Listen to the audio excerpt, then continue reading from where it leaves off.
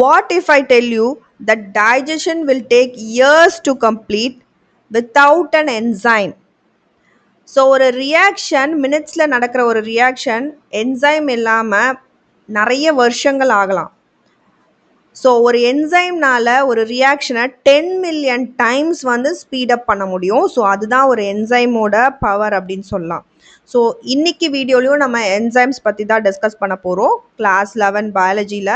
So என்சைம்ஸில் activation energy, அதோட classification, எப்படி temperature, பிஹெச்லாம் என்சைமை affect பண்ணுது அப்படின்னு டிஸ்கஸ் பண்ணலாம். So already we discussed the nature and function of the enzymes. Coming to the activation energy of an enzymes பார்த்தீங்க அப்படின்னா, every reaction needs energy to start. So எல்லா ரியாக்ஷனுக்கும் நமக்கு energy தேவை இல்லையா? So that starting energy ன்னு சொல்கிறோம்ல, to start a reaction. So that is known as activation energy. So இந்த activation energy வந்து என்சைம் இருக்கும்போது ஈஸியாக நம்மளால் பண்ண முடியுது. ஸோ இப்போ இந்த கிராஃபை பார்த்தீங்க அப்படின்னா, there are two peaks in it. So இந்த first peak is the activation energy with enzyme and this one is activation energy without enzyme. So here the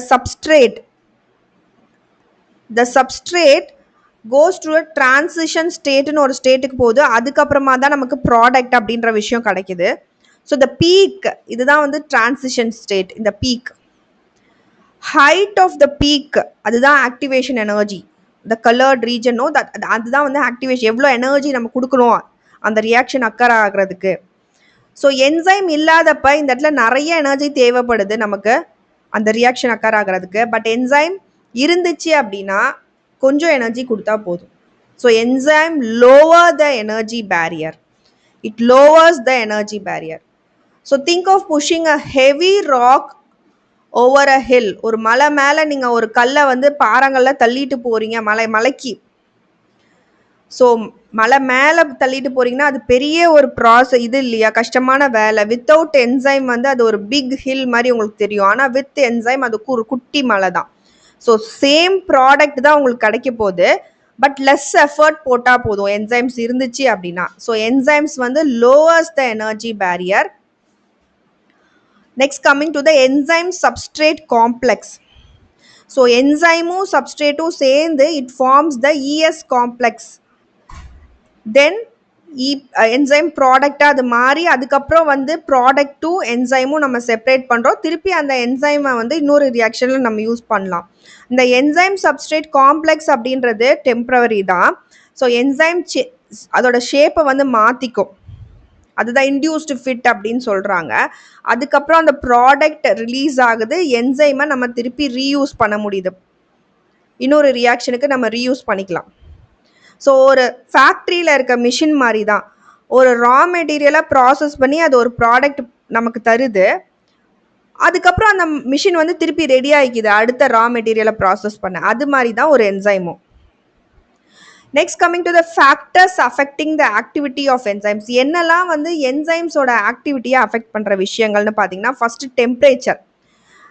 so optimum ஒரு டெம்பரேச்சரில் தான் ஒரு என்சைமுக்கும் வேரி ஆகும். அதில் அது ஆக்டிவாக இருக்கும் ரொம்ப. ஸோ ஹை டெம்பரேச்சர் போனோம் அப்படின்னா என்சைம்ஸ் வந்து டீநேச்சர் ஆயிரும். ஏன்னா அது ப்ரோட்டீன் தானே. ஸோ டீநேச்சுரேஷன் அப்படின்ற ஒரு ப்ராசஸ் நடந்து அது யூஸ் ஆகாமல் போயிடும்.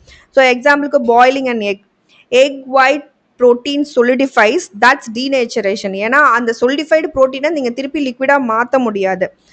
Same happens to enzyme above 40 degrees Celsius also. So temperature plays a wider role. பிஹெச்சும் ஆப்டிமமாக இருக்கணும். இப்போ பெப்சின் பார்த்தீங்க அப்படின்னா நம்ம அசிடிக்கான ஸ்டொமக்கில் தான் அது வந்து ஒர்க் ஆகும். ட்ரிப்சின் பார்த்தீங்க அப்படின்னா ஆல்கலைன் இன்டெஸ்டைனில் ஒர்க் ஆகும்.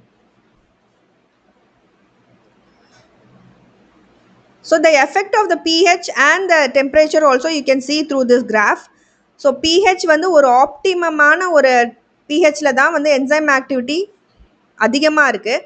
அதே மாதிரி டெம்பரேச்சரும் பார்த்தீங்கன்னா ஒரு ஆப்டிமம் டெம்பரேச்சரில் தான் என்சைம் ஆக்டிவிட்டி அதிகமாக ஒரு பீக் போகுது. அதுக்கப்புறம் அது டிக்ளைன் ஆயிடுது. அதனால தான் டெம்பரேச்சரும் பிஹெச்சும் இம்பார்ட்டண்ட் அப்படின்றாங்க. சப்ஸ்ட்ரேட் கான்சன்ட்ரேஷனும் அஃபெக்ட் பண்ணும் ஒரு என்சைமோட ஆக்டிவிட்டியை. அதிகமாக நீங்கள் சப்ஸ்ட்ரேட் கொடுத்தீங்க அப்படின்னா ரியாக்ஷன் ஃபாஸ்ட்டாக நடக்கும். அதே வந்து கம்மியாக இருந்துச்சு அப்படின்னாலும் அந்த இடத்துலையும் வந்து அந்த ரியாக்ஷனோட ரேட் வந்து மாறலாம். So effect of substrate concentration on enzyme activity you can see through this graph. So இதில் சப்ஸ்ட்ரேட் கான்சன்ட்ரேஷன் அப்படின்றது அந்த எக்ஸ் ஆக்சிஸில் யூ கேன் சி. ஸோ எப்படி ரேட் ஆஃப் த ரியாக்ஷன் போகுது. ஸோ ஒரு இடத்துல வந்து அது சேச்சுரேட் ஆகிடுது. After saturation no increase in rate. So அவ்வளோதான் விமேக்ஸ் அப்படின்னு சொல்கிறோம். அதை இதில் கேஎம்ன்ற வேல்யூ பார்த்தீங்க அப்படின்னா substrate concentration at Vmax divided by 2. So இந்த இடத்துல கிராஃபில் வர சப்ஸ்ட்ரேட் கான்சன்ட்ரேஷன் தான் we call it as KM. So இது இம்பார்ட்டன்ட் நீட் கொஷின் தான். So Vmax and KM are important need question. You must know what it is clearly.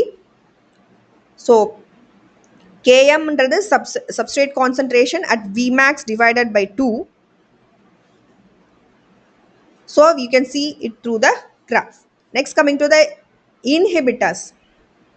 So inhibitors நாலையும் enzyme activity கம்மி ஆகலாம். அது வந்து substrate மாதிரியே இருக்கும் இந்த inhibitor அப்படின்ற விஷயம். So அதனால it competes with the enzyme. It resembles the substrate and compete for active site. For example க்கு சொல்லணும் அப்படின்னா malonate. So malonate inhibits succinate dehydrogenase and used in controlling bacteria. This one. Coming to the metabolic pathways பார்த்தீங்க அப்படின்னா metabolic pathway அப்படின்றது ஒரு multi step reaction. So நிறைய steps இருக்க reaction. So each step வந்து இட் இஸ் என்சைம் கண்ட்ரோல்டு இந்த இடத்துல. So in this metabolic pathway இப்போ எக்ஸாம்பிள் பார்த்தோன்னா glucose is converted to pyruvate. So different கண்டிஷனில் இட் கிவ்ஸ் டிஃப்ரெண்ட் ப்ராடக்ட்ஸ். இப்போ அனோரோபிக் ரியாக்ஷனில் same glucose gives lactic acid மசிலில். Suppose with yeast it gives us ethanol. Aerobic reaction la it gives us pyruvate. Same pathway, different outcomes. So this is about the role of enzymes in the metabolic pathway. Coming to the classification. So the classification, one quick memory tip பார்த்தீங்க அப்படின்னா எப்படி remember பண்ணலாம்னா OTHLIL. OT hill.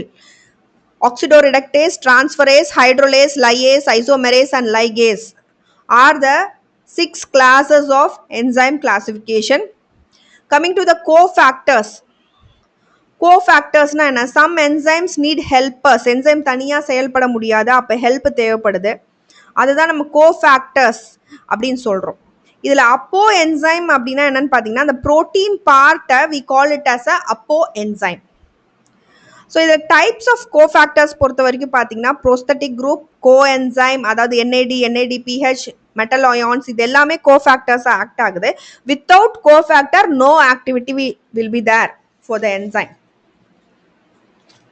So that's it. Hope you understood. Thank you all for watching my video. N video உங்களுக்கு பிடிச்சிருந்தா like பண்ணுங்க, share பண்ணுங்க, கண்டிப்பாக bell பட்டனும் click பண்ணுங்க. அப்போ தான் நாங்கள் ஏதாவது வீடியோ நோட்டிஃபிகேஷன் வரும். Happy learning to you all. Thank you.